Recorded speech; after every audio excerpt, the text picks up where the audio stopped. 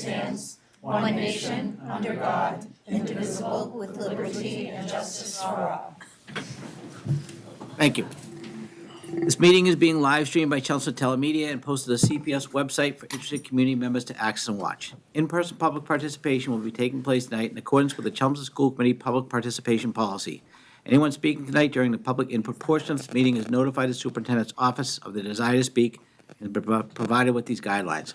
Upon request, written comments received no later than 12 p.m. on the day of this meeting will also be read and made part of the record of the meeting during the second public input comment session. All right, so welcome to this meeting of the Chelmsford School Committee. Our first order of business to approve our minutes from May 6th.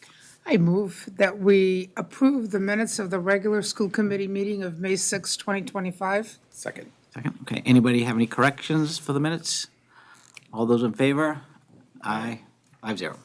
Great. All right, next up, our student representatives. All right, so there are multiple elections held at CHS this week. These positions being for the new school committee student representative and multiple positions for student council, those being vice president, president, and treasurer. Congratulations to Tiffany Vu for winning student council president, Ayla Dowd for winning the vice president. And then in the runoff for the school committee representative is going to be Richie Frazee and Ananya Barty. And along with that, the treasurer is going to be Ananya Barty. I don't know if there's good news, but there's MCAS today for sophomores in English. I mean, not in English, in math. Yeah. Testing, we love it. Yeah, so that was really fun. But on the good side, the rugby team's undefeated. And as of right now, there's going to be 2 home games for playoffs. Then from there, it's a state championship. So come and watch. There you go. That's wonderful. Okay, so the seniors' last day of school is this Friday, and those who are on internship will also be having a check-in with their internship advisor and group. So they'll be sharing a brief presentation on their internship in preparation for an exhibition that will take place, I think it's the 29th, maybe, where current juniors will get the chance to learn more about the internship program and the opportunities that it entails. And today was the juniors' job shadow day, so the juniors again had the opportunity to network and shadow adults in any profession they may be interested in, that they may also want to intern with for next year. Great. All right. Unfortunately, this is Lana's last meeting with us, so I just wanted to thank you for being here the last 2 years and all your hard work and 3 years, and keeping us Whole up to term. date. She did a whole term. And keeping us up to date with everything. It's been a pleasure. And I really hope you good. Best of luck in college. We have a little gift for you. Aww. Right, so I'll let it pass You can along. let me, oh, great. John, you want to? Thank you. No, you go, you go. All right, we'll just all right, now you gotta go.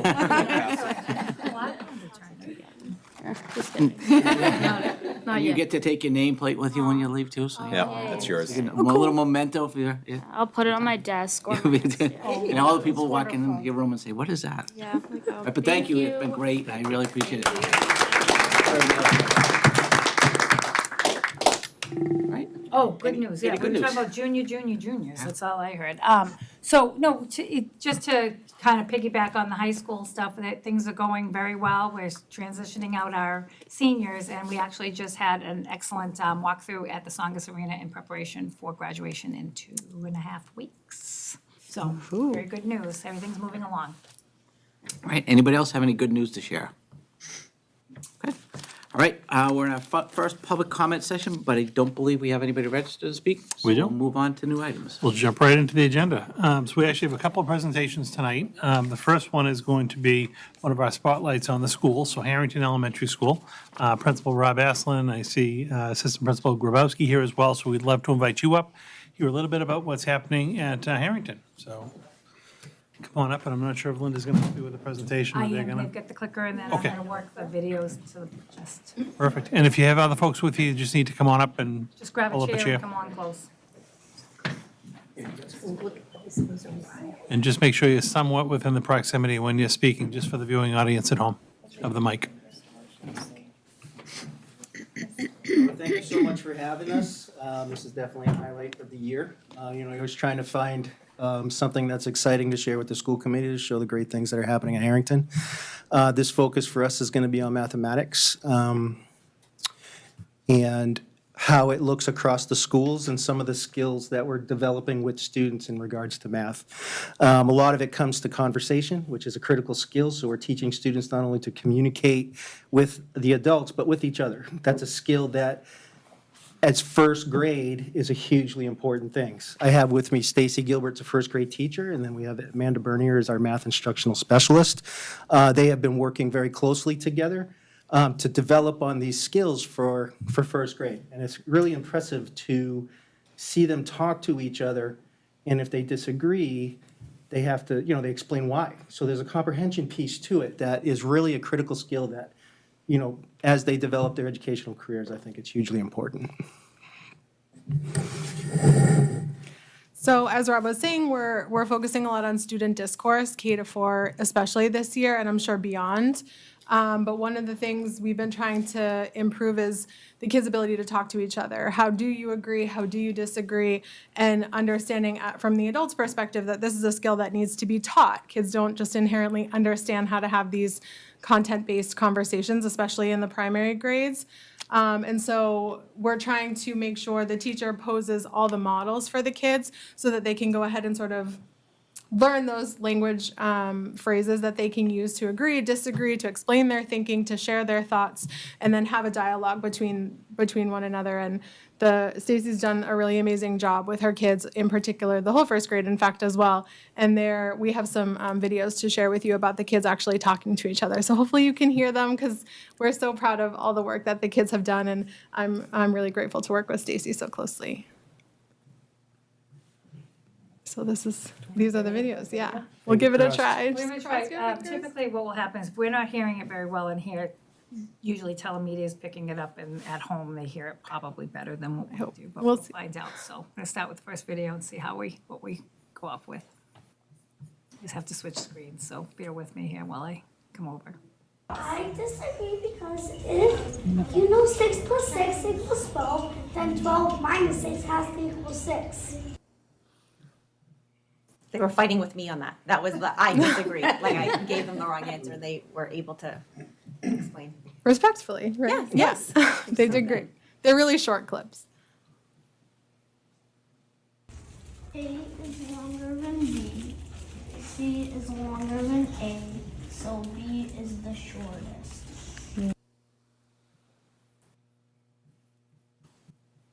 I'm so interested in watching them that I'm forgetting to go back to my other screen. That's good. They're captivating. 17 is 4 more than 13.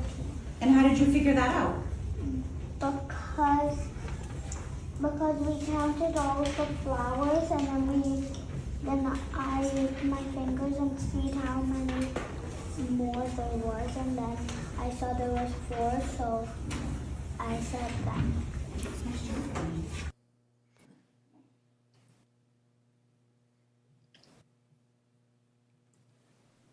This one has 16, and this one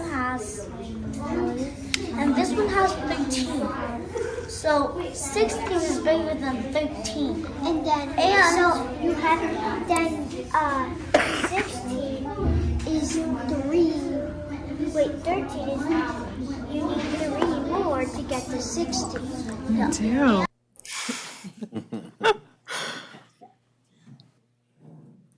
So they've been working together in a variety of modalities. They spend time sometimes partnered on the floor, sometimes chatting at the screen when we're showing the reveal videos to them. And they also use whiteboards. I don't know if you remember when we came with Biome and the kids were showcasing the whiteboards. The first graders are doing that too. And so it's really helping enhance their ability to communicate with one another. So this year was the first year with Amanda that we've been doing a lot of co-planning and co-teaching together. And that's gone really well because when we kind of first started it, the kids really didn't know how to interact with each other, forget mathematically, but also just they really didn't know how to talk to each other. So by us doing it together, we've really modeled for them like the expected way to work in a team, the expected language to use, expected problem solving. And they really took to it. And as time has gone on, they've been practicing all the time.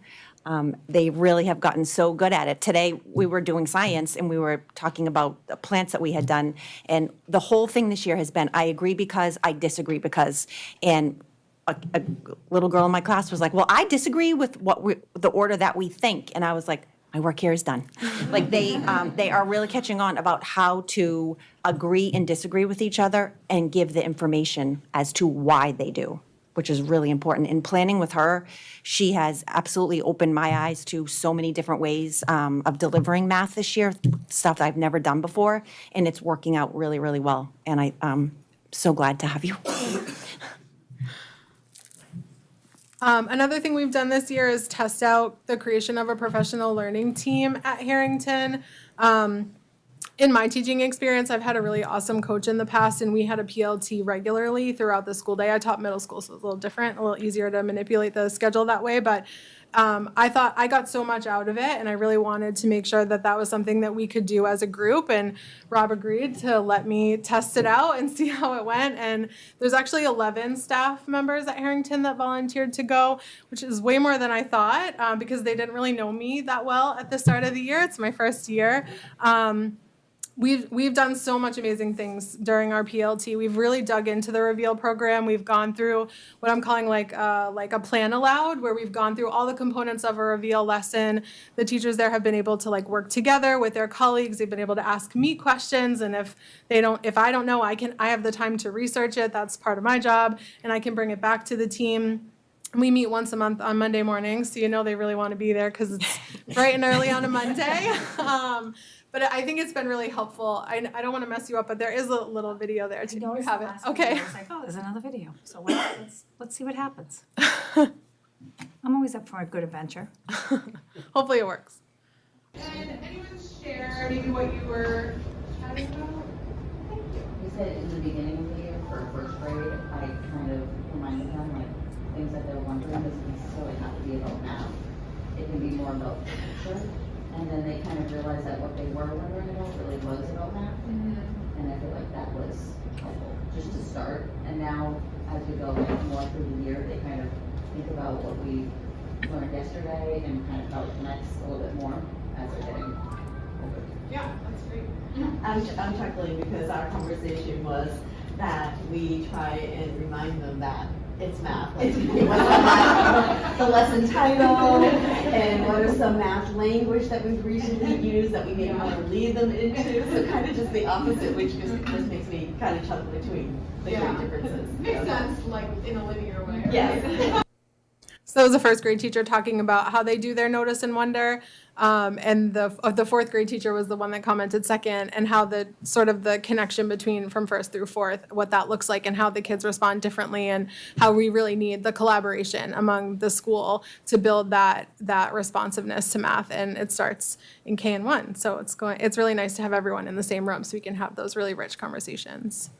And so this is sort of a little more of the same, just talking about Reveal and how all of the teachers at Harrington have been really great about asking questions, getting curious about Reveal, inviting me into their classrooms, doing model lessons, things like that, and working like I do with Stacy, co-teaching and co-planning. It's really been helpful for me to get to know the staff and to get to be in their classrooms. I know a lot of the kids, like almost all of your kids' names by now because we've been in there so many times. And just the willingness that we have had for collaboration at the school has been fantastic. I've worked with basically, I think, every single classroom teacher in some capacity this year. That was sort of a goal I had set for myself, and their openness to me has been really wonderful. So we've been able to accomplish a lot in this year, I think.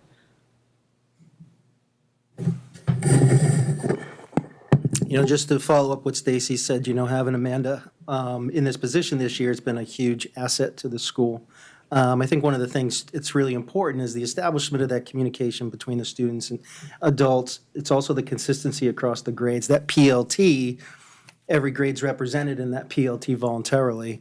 So they're having conversations about math and how it's working in those grade levels. And what that also does is it contributes to their thought process of, okay, so this is what they're doing in first grade, we got to think about this in second. The consistency across the grades is what you want. So developing these skills, especially the communication, I think is critical throughout the grades, just sets them up better for the secondary level. And I know that Stacy and Amanda have worked really, really hard. And they've put together a really great system, and the kids have shown. You know, the kids are amazing when you watch them work. The videos does not do it justice. It's really an amazing thing to see 6-year-olds having these, they're kind of deep conversations for a 6-year-old, and they're explaining why. And that's huge. That's a huge skill, you know? So kudos to Stacy and Amanda. I think they've done an amazing job. And thank you to everybody else. Is there any questions? Anybody have any questions, comments? I have a question. I'm just curious, are the PLTs something that was part of Reveal Math, or is that something you brought in as an interventionist? That's something I brought in when I started. Just on my experience, having participated in PLT, I learned so much about math instruction through the PLT. I have the luxury of having, a middle school background, and so I was content focused.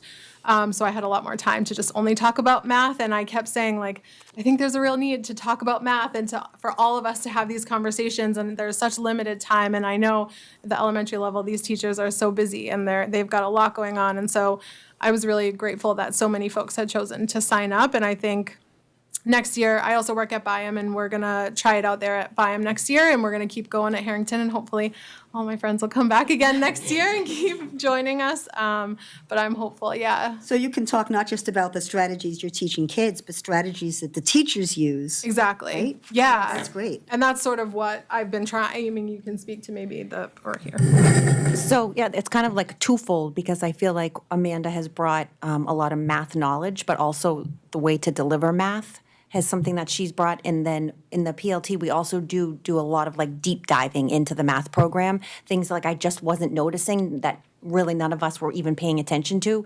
This is really important, and it really was important. So we have gotten so much better at the program itself, but also the different ways to deliver it. Yeah, excellent. Any other questions or comments? I want to make a comment.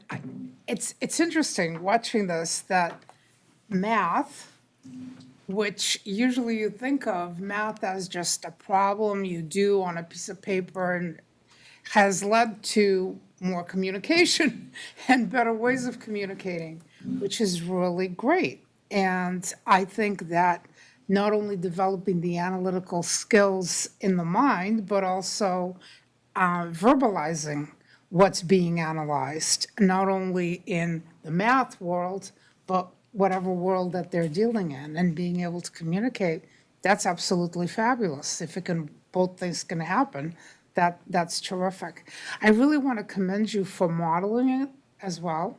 I mean, that is it. That's the way to go. It's a mentorship right in action. So I appreciate that tremendously. And that you took the time to come and present to us as well, and letting us know how it's going. I appreciate that. Thank you. Thank you. John? Just a quick comment. I just wanted to say that I agree with this methodology, and I think you guys are executing it well. That's the because, so thank you. Thank you. Thank you for your work for Super Free. Thank you, and thank you for, I'm glad the videos work, so it's great to see the kids. No, it's great to see, hear how they were kind of working the problems out, and their explanations. It was great, so thank you very much, and keep up the good work. Thank you. Just leave that for Katie. And this Jump is, the videos. yeah, very good job. This is an extra special night for us. We have two big presentations tonight. So next we'll invite up Katie Sims, who's our department coordinator for health, phys ed, and family consumer science. And I know she's got Pat and some other staff and students from the school with her. So we'll turn it over to you. Great. Thank you so much, everyone. We're thrilled to be here. Thank you for having us tonight. We're going to share a few different things with you tonight. I'm going to talk a little bit about what's happening pre-K to 12 in health education, physical education, and family consumer sciences, what we've been working on the past year or so. Talk a little bit about some programming, things that are going on at the high school. Share some new additions to our department, facility-wise and signage. And then we have some staff members here, a couple of teachers, and some wonderful students that are going to share some of the things that are going on at McCarthy Middle School with their classes. So just a couple of things, district-wide highlights. We got physical education and health education has brand-new Massachusetts standards. So those were released in June of '23. So we have spent the last 2 years updating pacing guides, scope and sequence, syllabi to align to the new Massachusetts standards, which were a little outdated from 1999. So we were thrilled to have updates to our standards. Happy with the standards and also with the updates from all of the curriculum changes that we've made. We have a new course that we're rolling out in the fall at the high school called Modern Topics in Health Sciences. So we've found that over the last few years that a lot of seniors are going into different health science fields. So this is an opportunity for them to learn a little bit more before they go off to college to see if they'd like to explore certain health science fields. So we're excited about that course coming to the high school in the fall, and that will be a course that juniors or seniors can take. We've done a few grading updates. We've made, because of the new standards, we made some changes to our standards-based report card at the elementary school level. We've made some updates, some minor updates to our middle school grading categories, and then we are just starting the conversation at the high school level about standardizing and coming up with common grading practices at that level. So we're excited about that work continuing on for the next couple of years. We have some new curriculum updates that we've added in recently. All 4 elementary schools got 9 mini golf courses at the start of this year. So we were able to introduce a mini golf unit at the elementary level. They're all rolling it out in the next couple of weeks. So I don't have any pictures of that today, but they're excited. And I think one of the elementary schools is going to try to do a glow mini golf course in the gymnasium, which will be pretty cool to see. So they're really excited about that. And then my high school teachers are really excited. There's 6 brand new pickleball courts at the high school, in addition to the new basketball courts and the new tennis courts. The whole facility, I think, came out amazing, and it's such a great use of space for physical education classes in the fall and in the spring when we can get outside. It just provides us with a lot more opportunities of activities that we can do outside. So we're thrilled with how that came out. We've made some updates at the middle and high school level around mental health. We used to use signs of suicide, and we have transitioned away from using that curriculum and moved towards Erica's Lighthouse. Erica's Lighthouse has been amazing. They make updates every year. It's a free curriculum. They offer PD for free. They're extremely communicative. So if you reach out to them, you need help, resources, they're always willing to get back to you. So we've been very happy with that. And then at the high school, we've had the NAN project come in the last couple of years and talk to our senior health classes about mental health and suicide education. And they do it in the lens of peer mentors.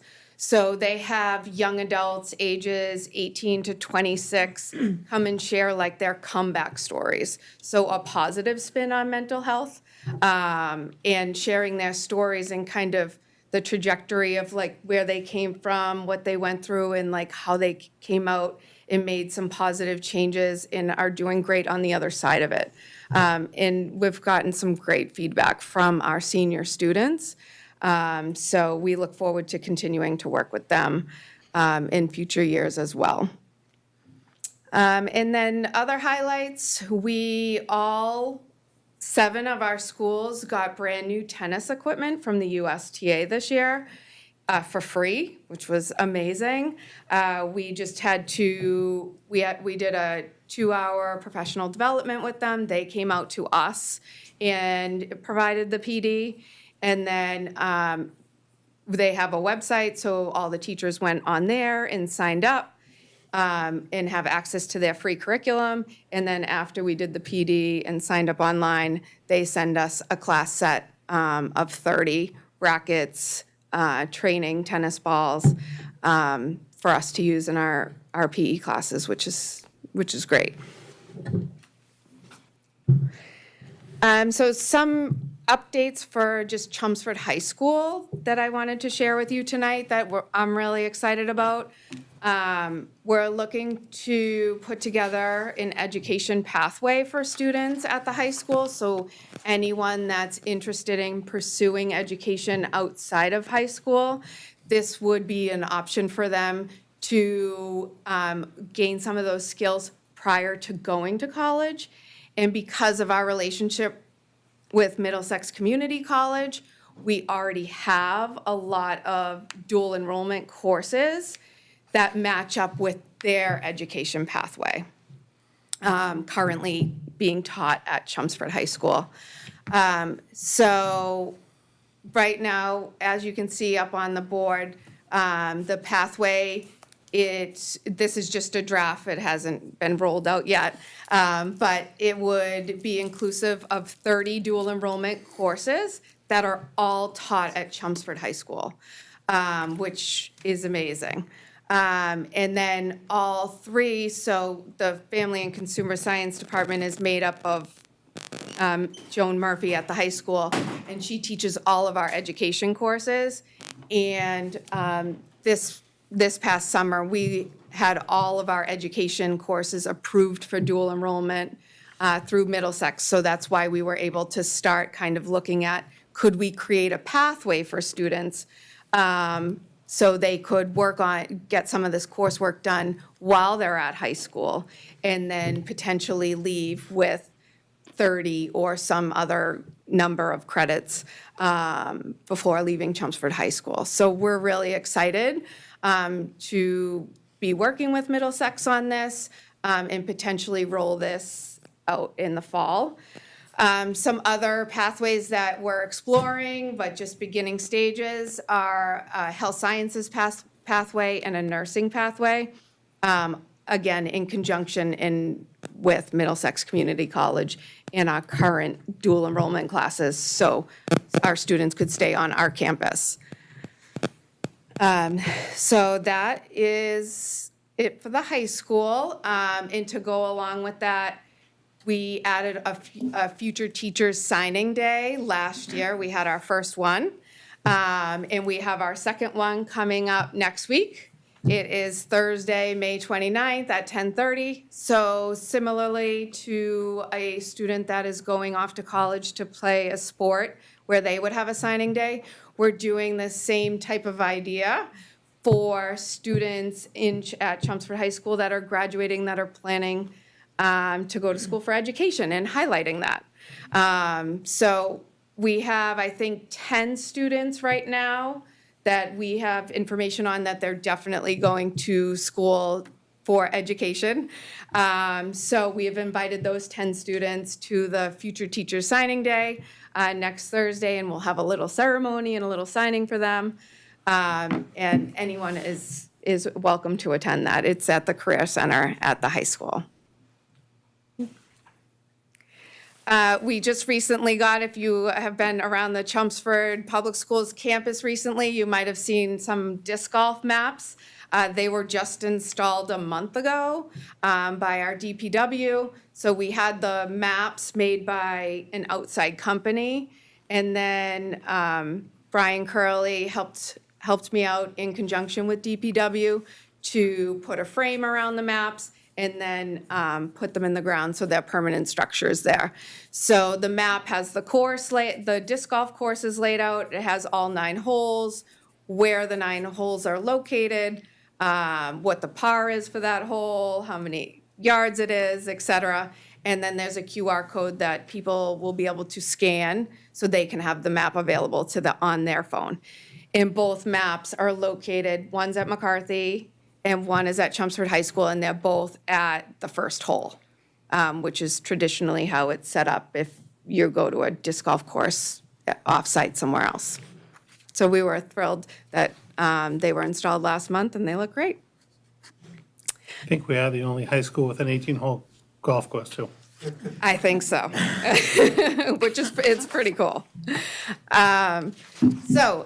Next, we are going to highlight some programming at McCarthy Middle School. We have Mr. Graham here and Mr. Hiltz here. Mr. Graham is going to bring some of his students up and talk a little bit about the brand-new fitness center at McCarthy Middle School and how they are able to, how they're able to use that in a variety of different ways, in classes, outside of classes, and then from the student perspective, what that looks like for them. And then Mr. Hiltz will come up after and talk about, we have a new unified physical education class at McCarthy that started last year. So we have some students from that class that are here to share their experience with that. So these are just some pictures of our fitness centers. So Parker also got some upgrades as well. So all brand new equipment and all new flooring at Parker. So as you can see from the pictures, it looks beautiful. I wish I had befores of Parker's because it looks like a totally different space. And they're able to use it for 5th and 6th physical education classes. They have a fitness club after school, and it is open to staff before and after school, as long as it doesn't conflict with any after-school programming or activities. I do have some befores for McCarthy's Fitness Center. So this is what McCarthy's Fitness Center looked like prior to it being a fitness center. It was shower stalls and essentially unused space. There was a lot of storage in there.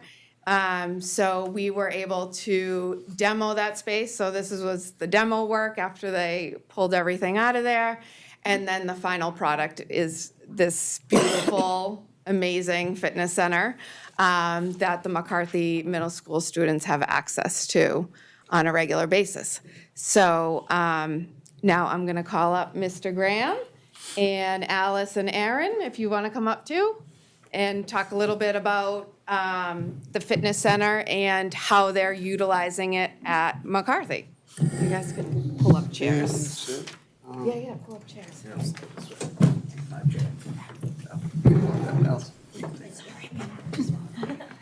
One more.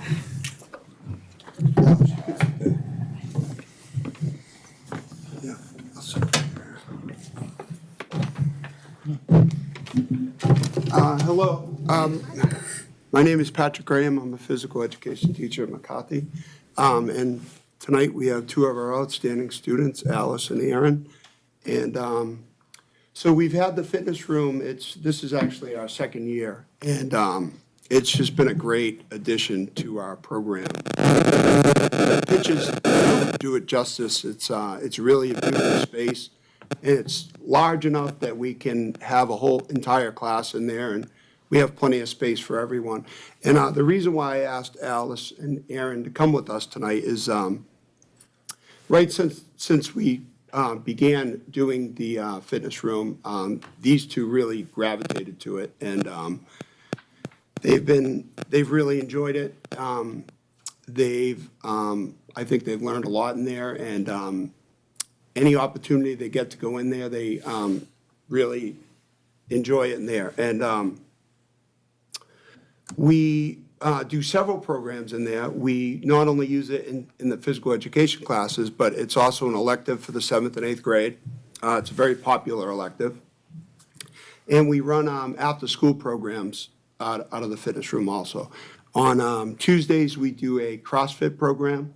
And on Wednesdays and Thursdays, we do just an overall fitness room program where kids develop their own programs.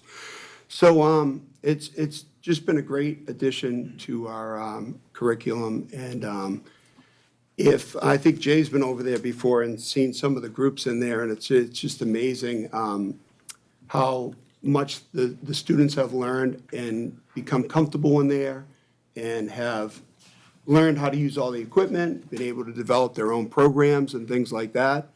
And it's just, again, it's been a great addition. So we have some questions so that our students can share with you.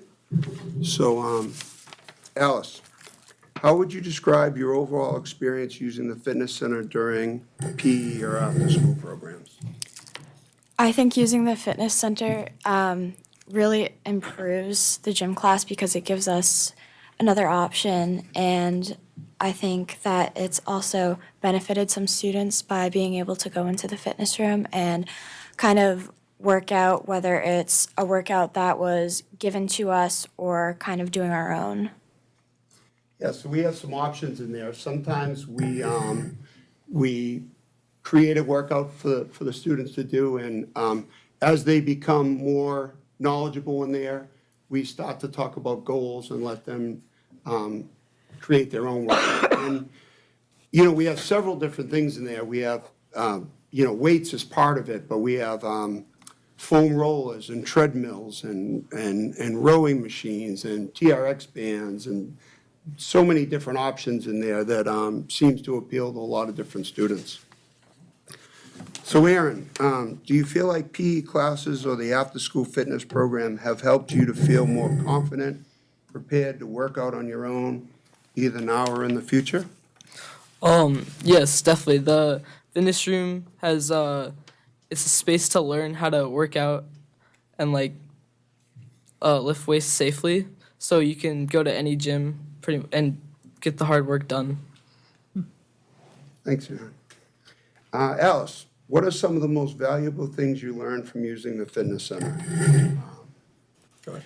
It kind of teaches us what we should do if we work out in the future and what we shouldn't do, and it teaches us how to not push ourselves, but allow us to do what we kind of want with our bodies. So one of the big things is just using the equipment correctly and safely. And the nice thing about our fitness room is it's geared towards ages of the students that we have. So a lot of the equipment we have are lighter than what you would see in a regular gym because 7th and 8th grade students. And it's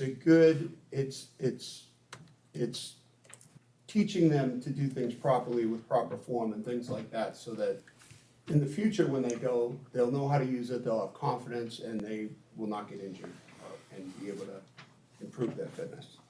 Okay, Aaron, in PE, we try to help you discover physical activities that you enjoy. Sometimes you get to choose what you want to do, and one of those choices might be the fitness center.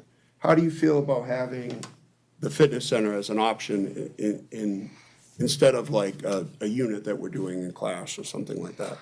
I feel it's very important because some people don't like some of the units we do, so it always gives you an option, and it can really round out your school day because you've just been sitting around all day, and you can have a chance to work out.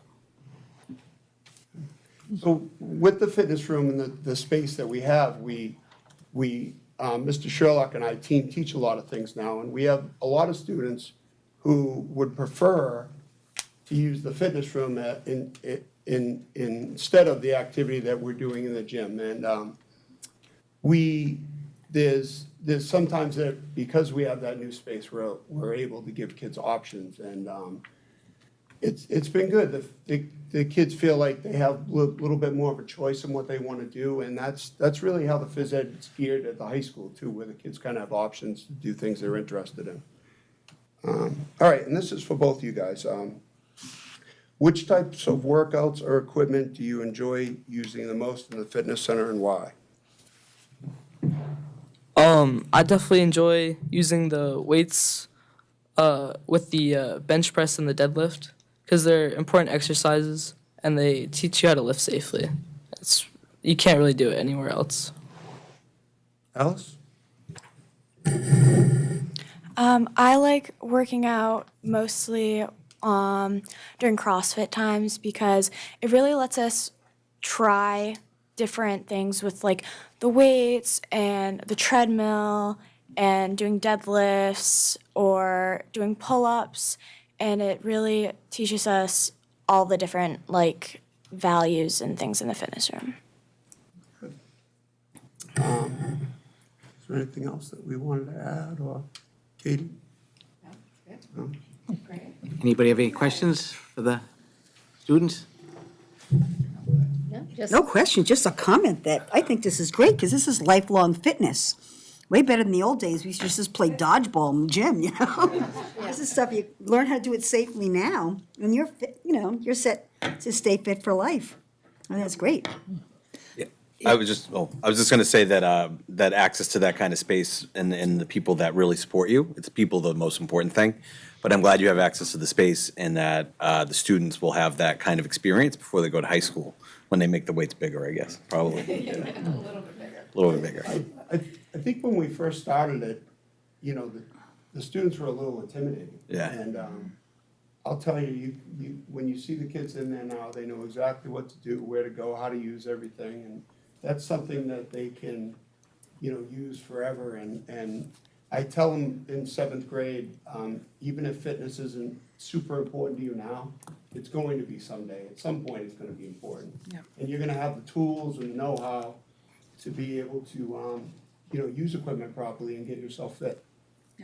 Do you teach the kids too how to spot each other, and, because that's what, you know, that's the Yeah, important part too, you That's know? like day one stuff, Yeah, like right. safety, you know, spotting, choosing the right weight, how to choose the right weight, all those things. And, you know, once they get hands on it and they use it and we're there supervising, and, you know, you have students like this who, they'll be the first ones to go over and help kids. When Alice goes to the CrossFit program, I've seen her bring a bunch of her friends in there who kind of haven't been exposed to it as much, and she's teaching them. And so it's really been just a great addition. It really has. Yeah. So first of all, it's wonderful to have taken that space, which was useless before, and turned it into this. The second thing I wanted to just mention is the two of you are examples of what's happening really with students today. Moving forward, when you go look for colleges or places to move onto, one of the first things you want to go look for is, what does that gym look like at this school? I was shocked because I have 2 different daughters, and one adores doing this, and she learned a lot of it with Mr. Graham and at McCarthy. And that was the first thing. She wanted to go find the gym. And it is just so much part of the physical education today, because this is the way we're going anyway. It's not just, you know, playing games or whatever. This is education, physical workouts for each individual. So I'm just so glad to see that and to see you exemplify it. So congratulations on all your hard work. And it's very individualized hard work, so that's terrific. Thank you both for being here and letting us know. Yeah, thank you, guys. Oh, yeah. The wrong one. What happened there, Kate? I hit the wrong button. Okay, where you need to go? Gotcha. Still doing better than Jay. Oh, man. Wow. All right, next, we're going to have Mr. Hiltz come You do a up great with job. Addie, Bella, and Emma. And they're going to talk about another elective at McCarthy Middle School, which is our unified physical education class. That also started last year. And these 3 ladies are part of that class. So they're going to have an opportunity to share their experiences in the class and what that's like for them. So thank you all for coming. Hi, my name's Eric Hiltz. I'm the adaptive PE teacher and unified PE teacher at 4 different schools. So I'm kind of all over the place. And when Katie asked me if this was something I could take on last year, I had 2 thoughts. The first was I am pretty sure I'm going to love it. And then the second was what are the kids going to think about it? What's going to hello. What's the reaction going to be from the kids? And to be honest, from day one, I stepped foot in the gym and kind of laid it out there. And I had kids like this walk through the door that were amazing. The second they came in, if you're not sure what Unified is, it's combining kids from like our life skills and our NEC program, bringing them into the gym with some of their general ed peers. So the general ed peers act as coaches, and then we refer to like our NEC and our life skills kids often as our athletes. So they're there to kind of share experiences, and the coaches end up being sort of an extension of me. So I'll have my agendas up and I'll kind of go over what we're going to do for the day, and they're really hands-on. So they're around the gym, they're helping kids move, they're creating relationships, and it's really just a really cool thing to watch. It's an amazing place to be, and it wouldn't be that way without the kids. They make the program. So I'm incredibly fortunate to have these guys. I'm going to ask you guys some questions too. If you're comfortable answering, you can, and if you're like, I don't want to talk, totally fine. So the first question I have, and Emma, you said you'd take the first question. Can you describe your experience in Unified PE and what you enjoy about it? So, unlike Addie, who's been doing it for all of 7th grade, I think? Yeah, all of 7th grade and all of 8th grade now, I've only been doing it for 2 terms, and I love it. It's one of my favorite classes. It's given me a chance to interact with some students that I never generally would have had to interact with before, and it's given me a lot of life skills that I can use just around, really, interacting with students of all kind. And I love seeing them in the hallway too, like interacting with them at a class, just saying hi. It really means a lot to me, and I like it a lot. Thanks, man. Yeah, so one of my goals is, and I like explain this on the first day that I have them, that it's not just in the walls of the gym during this period that I'm hoping to create these bonds. What I really was hoping for is that they would see each other in the hallways, and see each other around town, and then have those experiences where like they may not have known that person before, but now they see them in other places, and they now say hi to each other. And I know these guys drop by the NEC room frequently just to drop in and say hi, so that's awesome. So Addie, I'm going to say, what are some activities that you participate in during the class, and then what are some of your favorites? So in Unified PE, we do a lot of classes that are, well, we do a lot of activities that you would typically do in just your average gym class, but all of the all the activities we do are definitely slowed down to a level where kids can understand it. So it's definitely a gym class where if you are like looking for a fast pace, you're going. It's definitely something not for most people, but for people that do love like just learning the sports and helping kids that maybe out on the outside of this gym class would not be able to learn the sport, it's definitely like a great opportunity to like see the smile on like one of the kids' faces when they make it in the hoop. And yeah, and other than just like your basics of like basketball, tennis, badminton, volleyball, we do like tag. Tag's a big one. We have 3 versions. We've got banana tag, octopus tag, and then just classic tag. But definitely I love all the tags because it's lots of running. But yeah, it's great. Awesome, man. Thank you. I appreciate it. So I know like, watching them play tag, they come in and it's usually one of the first things we do. So we start our period with some sort of tag game, and it is hugely popular, and all those different, we try to change them all around. And my favorite part of it is watching these guys all like kind of hold each other's hands and bring each other around. So if they see one of the peers that's not really sure what to be doing, they are awesome. I don't even need to go out and tell them. They just go and grab the kid and they like bring them right into the game. So it's really something awesome to see. The next question is, has being in Unified changed the way that you interact with these peers, like both in and outside of the gym? You want to answer that one? Okay. So basically, you made friendships with these guys and a whole bunch of other people. What are some of the ways that like Unified helped you do that? So I just started talking to them and just started interacting with them just like normal and just normal people do. I just talk and just say, hey, what's your name? Can I start talking to you? Can I start being can we start meeting and talking and starting to be your friend? Can we eventually start talking and being friends? And somehow that works and it works and we become friends. Yeah. I dig it. Yeah, you guys want to add anything to that?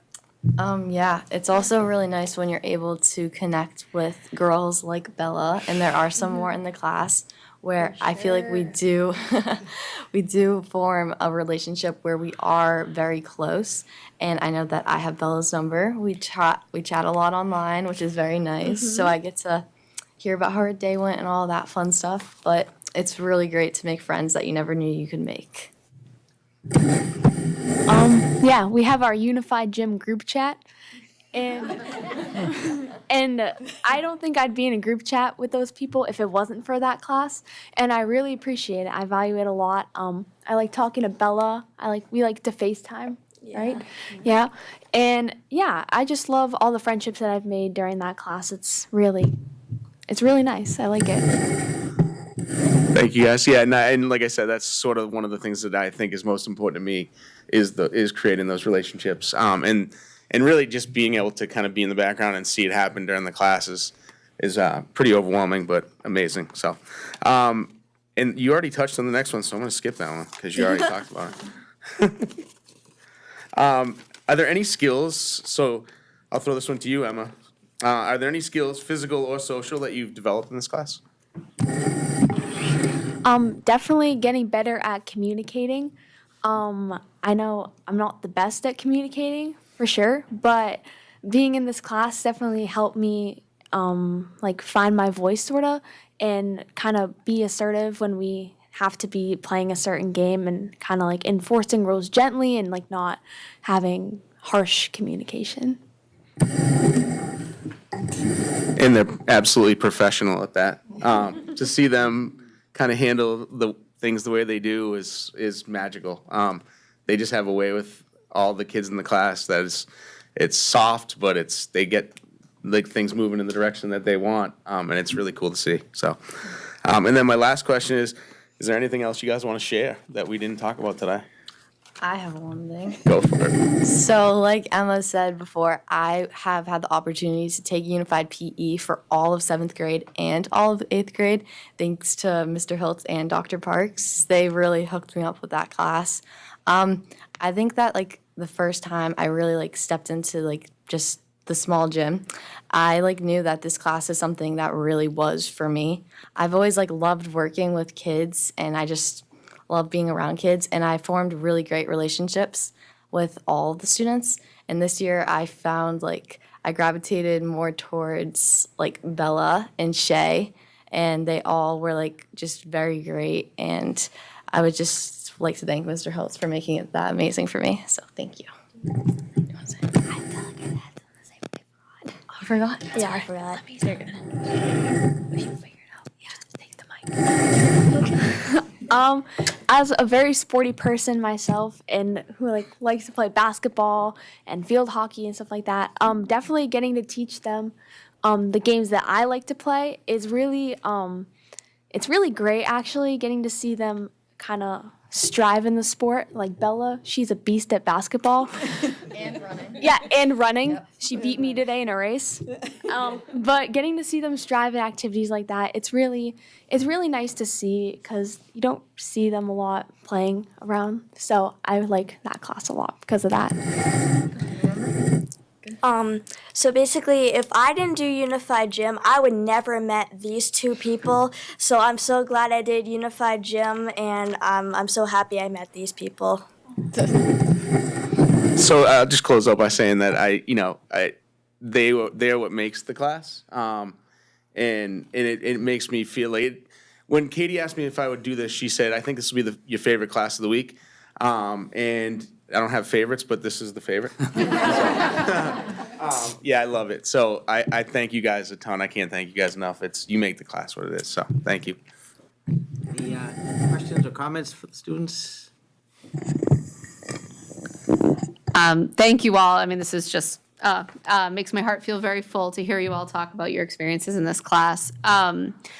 Just kind of a bigger picture logistical question. The students who take this class, is this the only PE class that they take when they're at McCarthy, or is this in addition to another PE class? I'm just curious. Yeah, so most of them are in a general PE class as well, and then this becomes an elective for them. Okay. So what's awesome about that is you have those kids that know that this is something that they would be interested in. So that's how I end up getting the kids that like really want to be there, and it really shows from day one, so. Awesome. Any other questions? No, but I think this is like, last year, there was a presentation about Unified. This started about 3 years ago. So we have a couple of different unified programs. Yeah. Yes, thank you. So this class started last year at McCarthy. Because of the school reconfiguration, McCarthy was able to add in electives to their schedule, which they didn't previously have. So it's been something that we've been talking a little bit, or we're talking a little bit of behind the scenes. Could we do something like this at the middle school? It's been very successful at the high school. We've been doing it for about 6 years at the high school.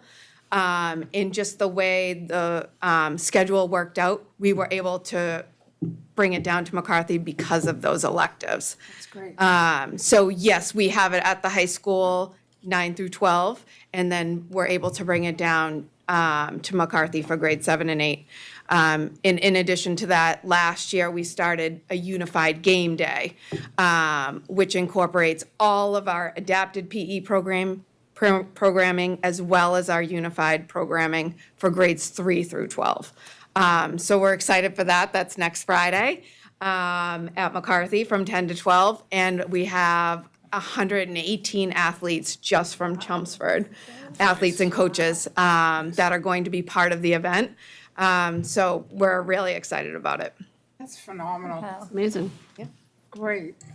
Anything else, Susan? You had Just something? quickly, I know I've met Addie and Emma before, and, you're both such strong leaders in school. I've seen you, speak at other events, and we've been involved in things, so it's nice to see you involved in this too, and taking that leadership in a different direction where you're mentors and coaches and building relationships with kids who you might not have met in your other classes, and that's really nice that you're using your leadership skills in that way, so great job. Continue the good work. Thank you. All right, well, thank you all for coming. Thank you for telling us Thanks, about the guys. programs, and good luck for the rest of the year. Thank you for having us. Thank you, guys. Oh, there's your unified. Show the rest of your presentation. Oh, it just was pictures. I know. I just like to close it out. Thank you, everyone, for coming. Thank you, guys. You need to present anything, because I'm coming. No.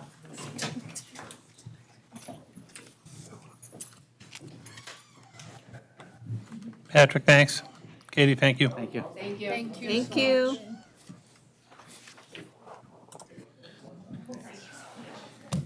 It's so uplifting. All right, now we have third item on the agenda. We've had two great Yeah, presentations. try to follow that up. It's all important work. Great, so it's all very important work. I will say I can't top those presentations. Those were great presentations. I'm glad I came to see them. No, just real quickly, just for the viewing audience, Christine Clancy, our DPW Director, and there's a report in your packet, just the third quarter summary. So Christine's just here to review that with us tonight. So thank you for having me. Thank you. So this past quarter was important too because we switched to the new program. So previously, when I had come to talk to you, we were just switching from School Do. School Do we've had for well over a decade. It was a older system, had some limitations in terms of the reporting and how we were able to create work orders and track work orders. So we've moved on to a new system with Brightleaf Solutions. It's called Asset Essentials. So this quarter, the end of January, we transitioned to that new software. This software, so in that transitioning, we revised some of the work order tasks or categories. So previously we were tracking 11 categories. We have more granular details that we can track. So we have now 22 categories. So I will present that in tonight's update. And really this new software, it is allowing more real-time updates. It can be downloaded on our Android or app phone. So a lot of our facility staff, they can bring it up on their phone. They can close out work orders more real time.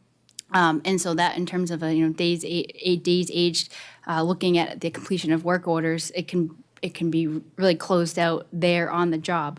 Previously, we were filling out papers, and that was getting back to the office. So it's really eliminated a lot of the administrative process for how we track and close out work orders. So really happy to have that system. We're continuing. in terms of this quarter, it was really our first quarter using this new system. So in this quarter, which is January 1st to March 31st, we tracked a total of 319 school work orders. We are also using the system townwide, so it's a 388 work orders townwide, so most of them taken up by the school. I think that's because historically this software was really for the schools, and then now we're expanding it to use townwide for facilities. In terms, and I'll get into some of the breakdowns, but of all the work orders, about 80% of them were completed, or 254 work orders. That is tracking lower than previous quarters, and that's partially because we are transitioning to this new software. And also, I think from the winter, there were some things that were put on hold, just because I know there was a request at Parker School to put line striping in the parking lots, and now we're looking to do that. That was put on hold this last quarter, just because we had to have better weather for it. So onto the next. So in terms of, I do break down the work order completion per a school. So for all 9 buildings, reporting, obviously, so the high school has the most work orders, 123 that were created or closed out, and the completion rates per school we're tracking. I show it in both in the figure and then a chart form. So really everything is between 78% all the way up to 95%.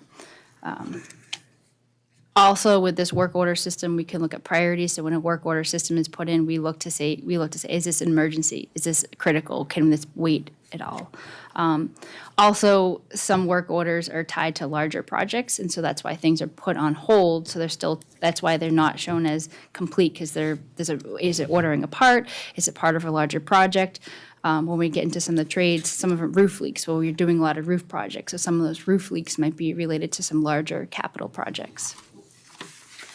And then also just reporting on the number of work orders or percent work orders per a trade. So previously, we've represented 11 categories, a lot of the trades.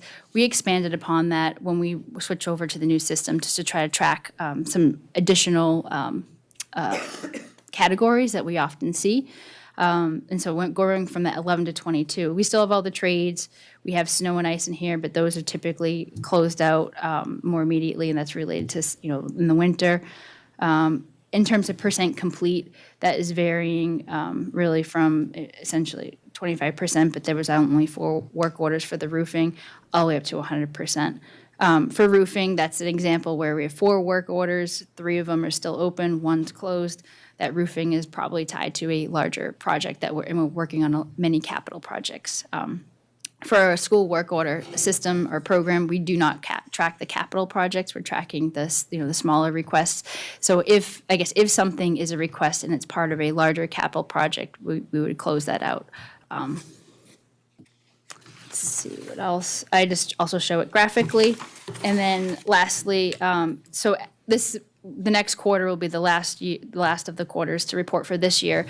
There's a lot more metrics that we can track with this new program, so we'll look at it as we start July, the new year. We'll look to maybe days age outstanding. We can look at some more metrics that we'll track, and we'll present maybe later on this summer or in the fall. Are there any questions? Good, Diana. Thank you for this, and I always love looking at the level of detail in the data you share. I'm just curious, and I don't have historical data from other times you checked in, and I know that the system's changed anyway, but and I know that this is covering winter, but I did see there are 85 total work orders around HVAC specifically, and 27 of those, at the point this was captured, were still open. Is that unusual, or is that like a typical amount of work orders related to HVAC? Or is that specific to winter usually, or? So I would say HVAC is really all year round, because you have the cooling season, you have the general heat all year. So I would say between historically HVAC and electrical, we get the most work orders, and sometimes for parts, and sometimes too. I guess it could be a control issue. It could be something that's more of a part issue. So I think it's that those are just the 2 largest categories that we usually track.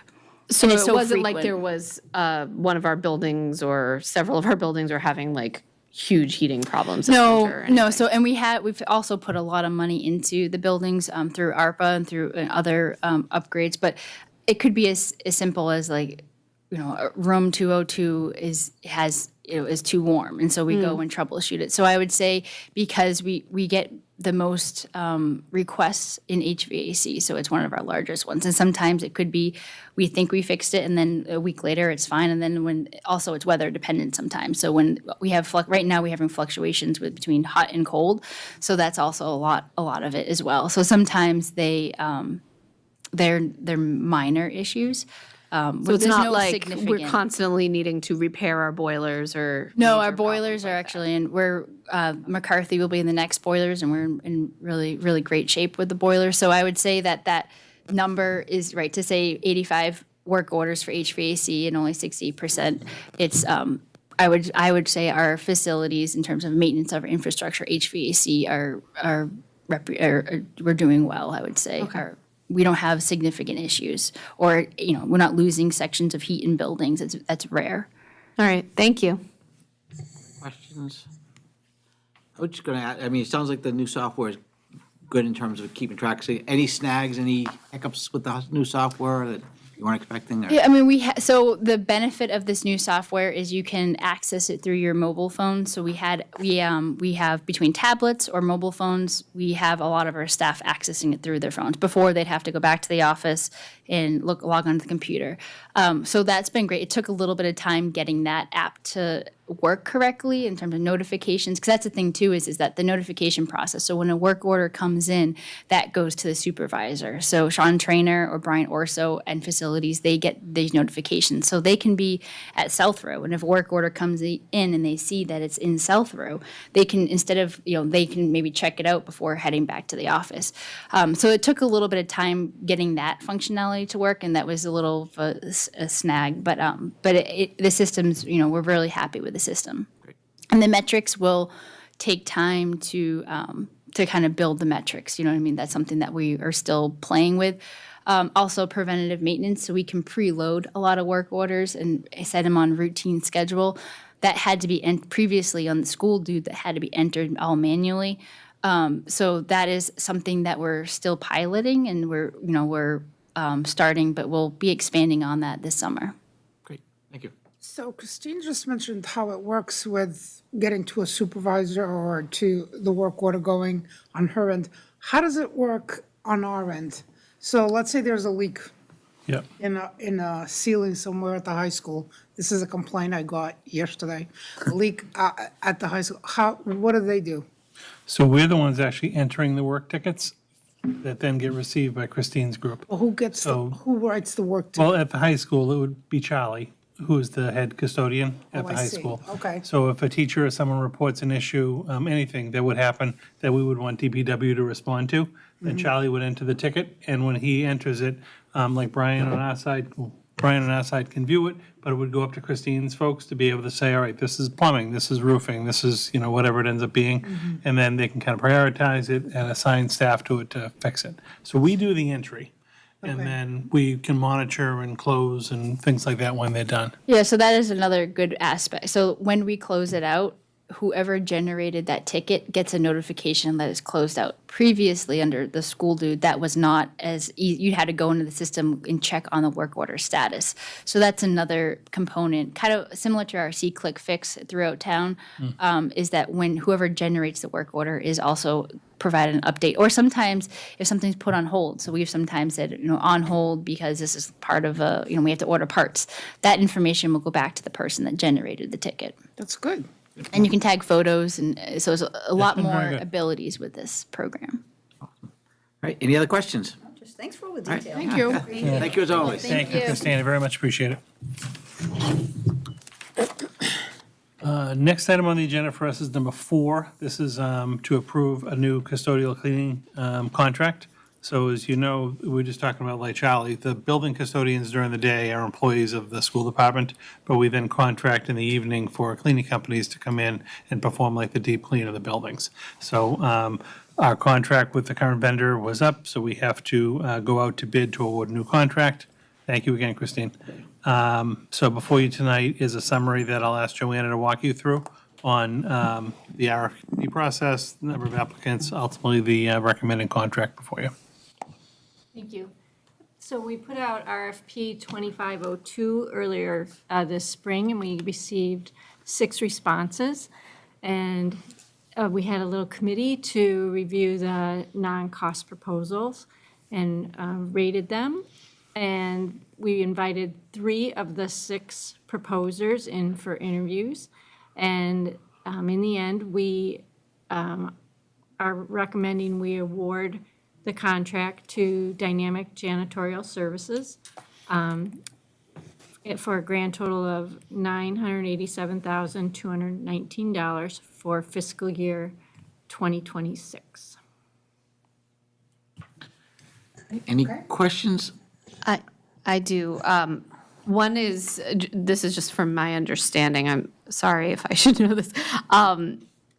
When you say it's a non-cost proposal, does that mean there's a set cost and everyone is putting in their proposal for the same amount, so they're not including a cost? Right, so Please. So an RFP is a request for proposal, and there's the non-price proposal and then the price proposal. So when they submit it, there's 2 envelopes sealed.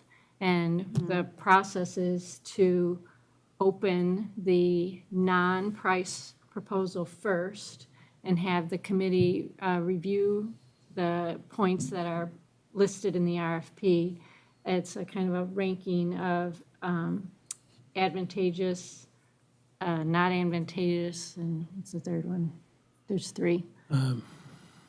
Highly Yeah, advantageous. highly, and then, so the committee, you get your little packet, and you're sent home over the weekend with a lot of reading and your little charts, and then we come back and provide the discussion, and so that's the whole non-price proposal component. And then, once you set that, then you open up your price proposal, so that doesn't influence your decision on the ranking criteria that you put out in your RFP. So, this is interesting because I'm very familiar with RFP processes, but I've never heard about it on this end of it as much. I'm curious then, to what extent, I mean, I imagine in the end, price does factor into decision-making. Is it something that is only looked at for those who have otherwise been seen as advantageous, or is it really like cost blind throughout the entire evaluation process? The more important part of an RFP is, are they meeting your criteria? So let me give an example on this. So if you have your list of requirements for cleaning the buildings, and we know from experience it takes 8 hours to clean the building, and when they put that in their proposal how they're going to do it, and then you rank that very high, but then you see another company put in 1 hour to clean the building, so that 1 hour might have a better price, right? But you're not going to have a clean building. So that's the reason why you split it out and you don't have it just based on price, because you might not have all your criteria met for what you're asking for in a custodial cleaning. Yeah, then I guess that all totally makes sense. I guess my question is then, what if there's a situation where the best proposal that comes through based on the rankings and the blind review of the applications well exceeds the cost of like the second best rated one? We're fortunate, it's still pretty competitive out there. I think they all know each other, they all show up for the walkthrough. Yeah. So we're fortunate that it was very competitive on price too, also. But if you ever did have something that was way out of whack like that, you could go ask your highest ranking to, review and say, is this your best? Gotcha. Okay, thank you. That wasn't just for my own edification. I'm also just thinking about this in relation to, does what we ultimately landed on align with what we've allocated budgetarily for this? I was short by less than 1%. I put that in the. Is that 8,900 Yes, amount? it is. Okay. So. Pretty good. That's not Thank bad at you. all. Thank you. We tried. Thank you, Brian Curley, too. Because remember, we did the budget in February, way before this went out. So, so we will make an adjustment within that category to cover that small little shortfall. Other questions? That was a good one. My question was just, in the past, I believe we've had multiple companies, and there's been some advantage to having multiple companies. I forget what those advantages are, but now we're going to one company. Can you kind of talk about that a little? Yep. One of the advantages, this one was they ranked very high in comparison. And also when you have a supervisor over, or a couple supervisors over multiple buildings, you really get a higher quality sometimes. And that's been our experience. Yeah. Just the other thing is, when we first went out to bid years and years ago, our first contract, we ultimately awarded it to 3 different companies. And that was our first time kind of getting, we had Aramark at the time, they had like a global contract for the district. We went out, we awarded it to 3, and the thought process was, it was our first time doing this. If one contractor wasn't really kind of pulling their load, we might be able to terminate that contract. We'd have a couple of other on site, and it would work out well. We did that for the first contract. One of the 3 really didn't kind of own up to what we had really wanted. The next time we went out to bid, it was awarded originally to 2 contractors, so we had 2 different contracts and a different split up of the schools. Over the term of that contract, one of the contractors basically, again, wasn't holding up to their own. We ended up terminating their contract. And then the third company, who was already in the district, assumed the load, which is Dynamic, is the current contract we're under. And they currently are contracting to do all of our schools. So today, we really only have the one contractor. We could potentially have broken it up and done, say, 2 contractors if we wanted some competition. They have proven to be very good and actually reliable and kind of know our buildings now. They staff them very well. We're happy with the product. If it was an unknown commodity, I'd be a little bit more concerned. But I think we actually get a very good price for a very good service, and they're a known entity for us. So It these wouldn't- people have been in the district. This is the current group that's Okay, been great. successful in the district, and they're managing the whole district right now. Yep, okay. So we're basically saying, they've proven themselves. It wouldn't make sense to break it up, just to bring someone else in for competition, if what we have currently working is working. Okay, great. Thank And you, that clarified. I didn't know it was the same. It's the same, it's the same company we currently have. I do have a question about, one of the things I'm really wondering about is, what kind of things do we ask them about how well they vet their employees? Because these are the people who open and close our buildings. There's a lot of security concerns involving that. And is that part of the RFP, that they have to talk about that process? I remember when Aramark was here, there were some issues. That was going Right. way back, of course. See, in the RFP, and Joanna can speak to this if you'd like to, as far as the, like the requirements for workers, but we treat them as a contractor of the district, so they have to be vetted by us. Very similar to the bus company, they have to be query checked and background checked. We have to approve them coming in to work on the contract. We're not just taking the word of the vendor who's doing their own kind of vetting. So they have to get through the same level of clearance that we would have for hiring a teacher or a para or someone like that as far as background check is concerned. And then ultimately, if something ever went awry, because they are an employee of the company, they are carrying insurance that we would tap if something ever happened. But they're going through the same vetting they would go through as if they were our own employee. That's good, that's important. It's, yeah, I see, there's page 9 that has some. All right, any other questions? All right, if not, I'll take a motion. Okay.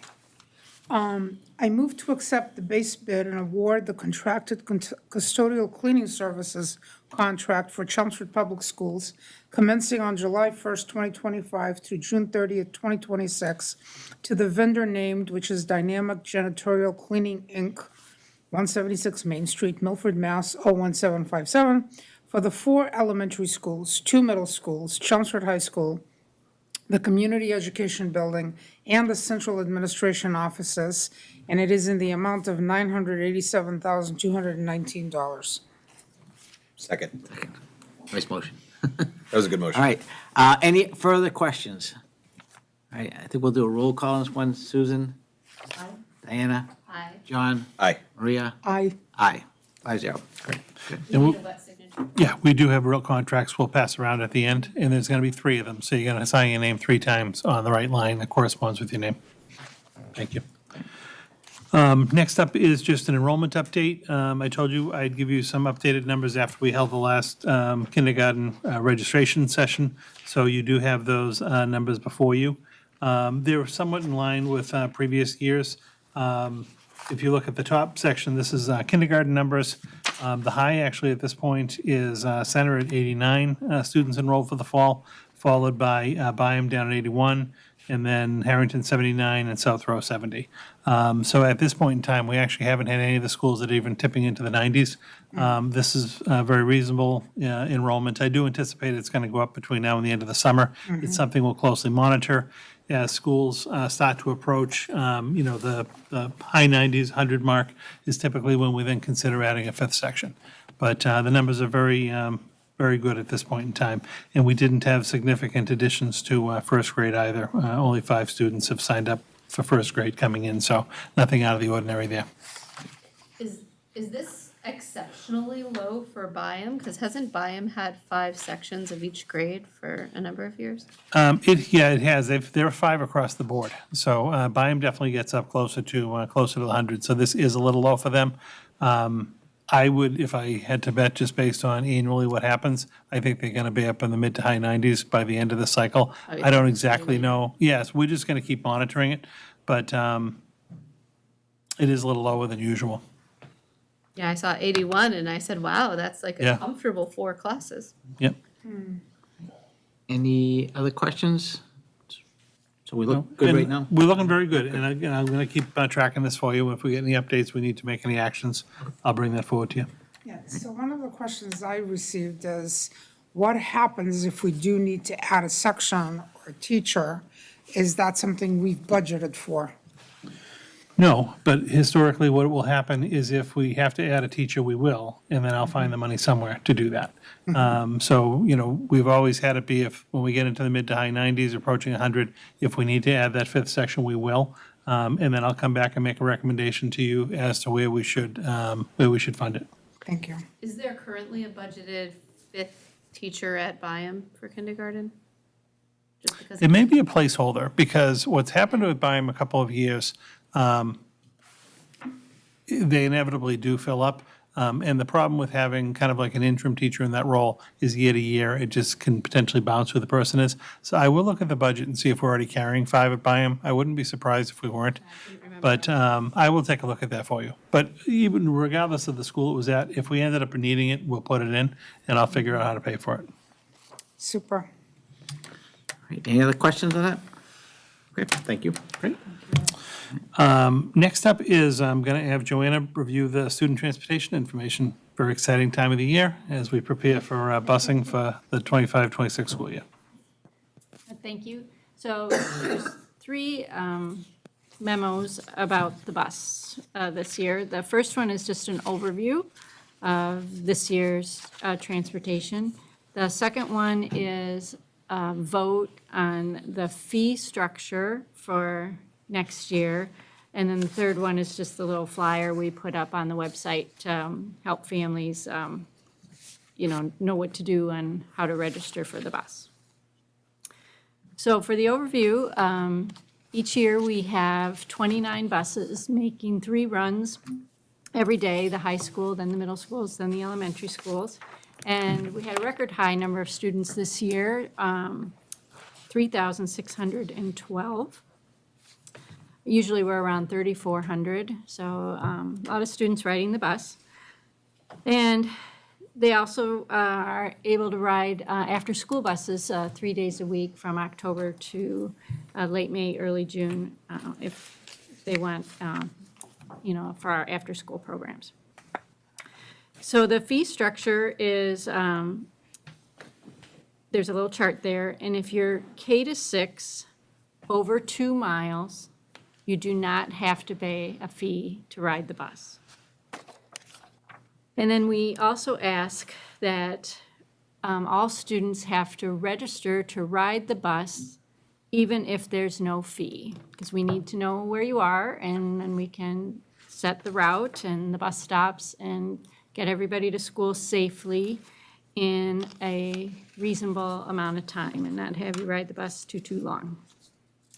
And then the parents would just go on, we're still going to use My School Bucks, and you're going to register starting June 1st to ride the bus. And again, K to 6, over 2 miles, there's no fee. Everybody else pays a fee. Okay, then there's a little chart of when these 3,612 students registered. We had a big registration in June, that's the early bird, over 2,000 students, and then 762 in July, and then in August, we still had, 500 families register to ride the bus, and I just encourage families to register sooner rather than later, so we can set the routes and get the bus stops set. And then when we mail out the bus passes in mid-August, we have a pretty good set of data to do the routes. And then the next section is the list of schools and the number of buses running, and then the total number of students from that school on the bus, and then the average count of students on the bus. And just as a reminder, the capacity is 83 students on the bus. So this is saying, for example, Byam, 8 buses run, 415 students for an average of 52 students on a bus. Now, I'm sure there's some buses that have more than that and some that have less. Again, we ask families register sooner rather than later using My School Bucks, and we plan to mail out the passes August 15th. We'll set the routes and the bus stops on the data that we have, by the end of July or August. And then as families make a decision later than that to ride, you'll just get an existing bus stop. And then later, if we have to adjust the bus stops, we will. But the main reason for that is there's safety in having the many students on a bus stop. It's also a time factor. If the bus, I'm sure you remember driving down the street, and if you're behind the bus and he stops every 10 minutes, 10 feet, it takes a lot longer for everybody to get to school. And we're still going to again, use our same systems, My School Bus. We're still going to use TransFinder to do the routes. We're still going to work with NRT as our bus company. And any questions on the overview for this year? Okay. The next memo is asking. Oh, go ahead. Sorry, are we going to talk separately about the bus fees? That's next. Okay, sorry. So the next memo is the fee structure. And I'm not recommending any changes to the fee structure. What we've been using for the past several years is from June 1st to June 30th, that's our early bird fee. So it's $175 per student with a $500 family or $400 family cap. And then if you register a little later, the month of July, it's $200 per student, a $500 family cap. And if you register August 1st through end of January, it's $225 per student with $500 as a family cap. And if you register in February, it's $100 per student and a family cap of $500.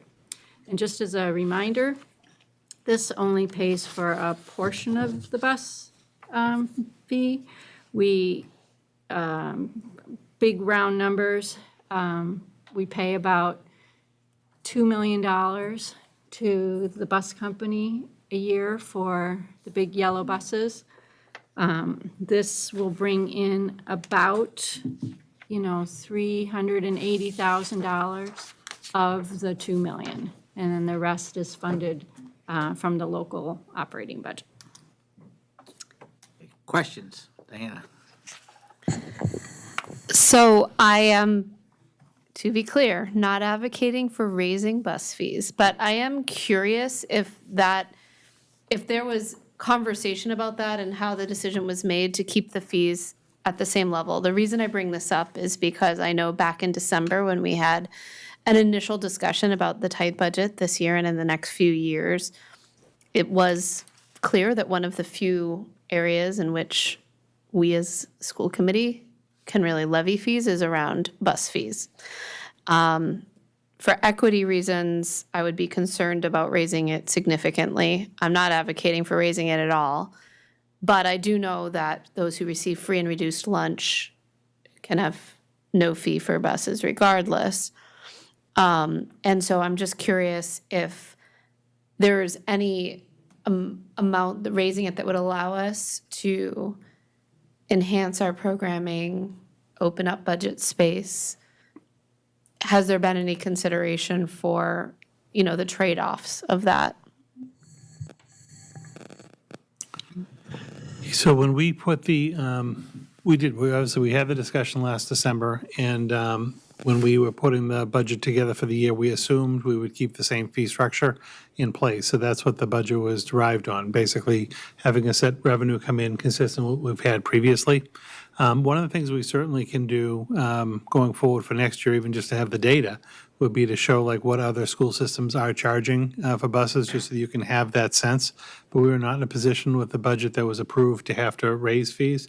And I think we've honestly worked over the last number of years to reduce as many fees as we possibly can, to not have them be a barrier for anyone getting to school or eating lunch or staying for after-school programs, participating in sports and athletics.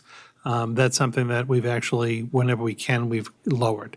Is it something we certainly can look at? Yes, we did not need to for this current budget because it was predicated on the same revenue offsets that we've had previously.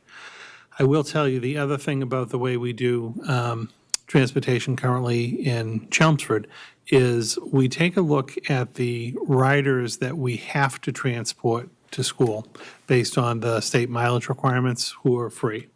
And for us, because we're using the same buses for 3 different runs, we're doing high school in the morning, then middle school, then elementary school. It's typically our elementary school buses that we have the largest number of need. So we need 29 buses to transport the kids that we're required to transport to the elementary school. So what we would have to do is basically an analysis, which would be difficult because we'd almost have to approve higher fees to then see who wouldn't actually take us up on it to not ride the bus. It would be very difficult to just do timing-wise, because I don't know necessarily that we could really cut back from the 29 buses that we're currently running. And the revenue that we take in for the students who aren't required to ride the bus, say the middle school, the high school, things like that, just offsets a little bit of the cost. But we would still, in my opinion, need approximately the 29 buses to be able to do the elementary routes, just based on the mileage to and from school for elementary, how spaced out our town is. So I don't know that we would be able to cut down to, say, 20 buses and really have like a substantive change. We're basically just kind of taxing folks for the extra seats that are on the buses.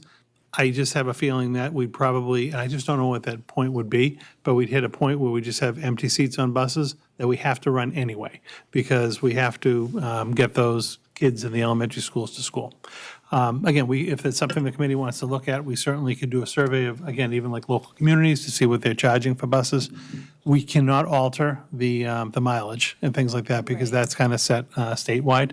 But obviously, always open to a discussion on it. Yeah, and as I said, I am not advocating for raising fees, but I have since December heard from several people not affiliated with the schools necessarily who have asked why we have not raised fees, and I wanted to kind of publicly hear the explanation for why they are set as they are. That said, I do think it might be beneficial prior to setting next year's budget to do a survey of, the dark comparable districts and what their bus fees are. Just for our understanding of where there may or may not be a big difference and and have that discussion. But I appreciate hearing about the intentionality behind keeping them at the same level. Sure. I'm just going to say another concern I would have, if we're going to in any way eliminate the possible number of people who will ride the bus. I looked at the numbers when you reported from last year, and it's always interesting to see that the lowest elementary ridership is Harrington. And that actually causes quite an issue in the morning and in the afternoons for the number of cars that are going around and trying to circulate there and so on. And I think that that's something that has to be taken into consideration too. The safety and the additional traffic that happens in the town and so on when you have more people bringing the kids to school instead of riding the bus. So that's another concern. I think we'd have to see what the impact would be at every school. It'd be complex to figure that out, for sure. Yeah. Susan, you had something? Parenting is always. I do, just looking at the Facebook posts, a lot of people are very concerned about bus fees and, they may not qualify for free and they have to pay it. And it's a big concern of people because they just need to use the bus as ways to work with babysitters and who knows what. So I think we're very fortunate in that we haven't had to raise fees. And I hope listeners are actually grateful that we haven't had to raise fees. But I do think it's something we might need to look at. Westford actually just recently proposed raising their fees again. They're going to $375 per child with a cap of $850.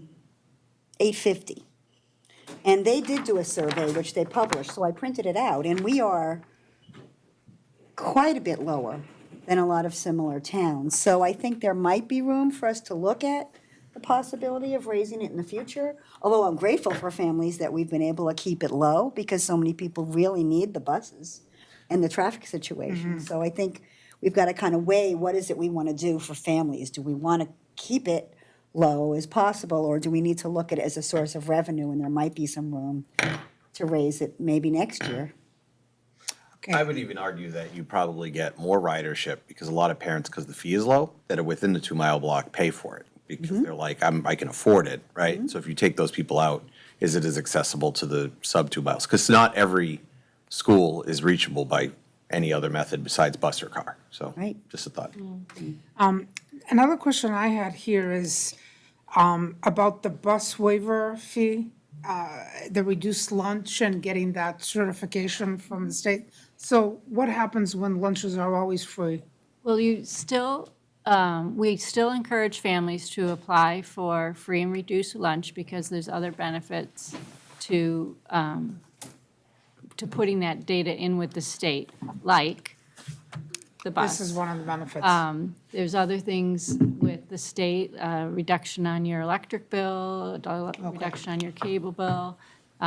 There's other benefits to filling that out, not just breakfast and lunch. Okay, so if they don't have it and they want the waiver, they must have it, Correct. They fill it out. period. Okay. Any other questions? Okay, we'll take a motion to approve these as the fees. Okay.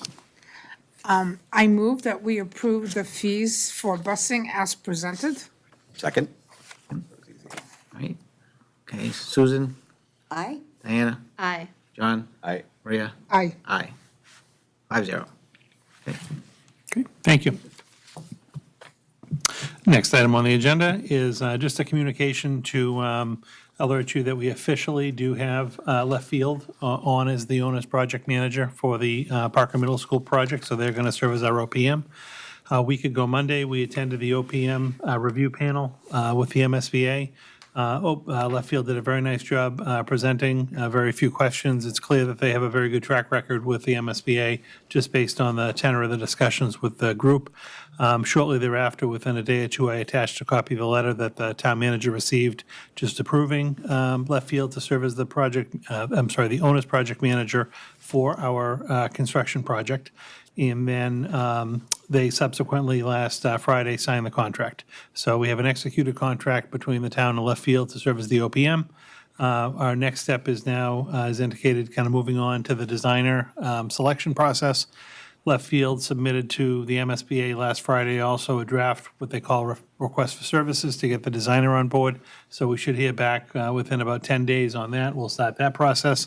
But just officially wanted to let you know that the MSBA did approve Left Field and the town has executed their contract. Any questions on that? Okay. All right, moving on. Number 8, we have a few more recommended one-time budget purchases for you as we, and then the item after that is just the required transfers. As we're still kind of closing in on the end of the fiscal '25 budget, we've been able to identify some remaining projects, solidify some of the quotes on the projects, So you do have another list of approximately $400,000 of projects before you. Again, these are all one-time expenditures. They don't have recurring costs in future fiscal years.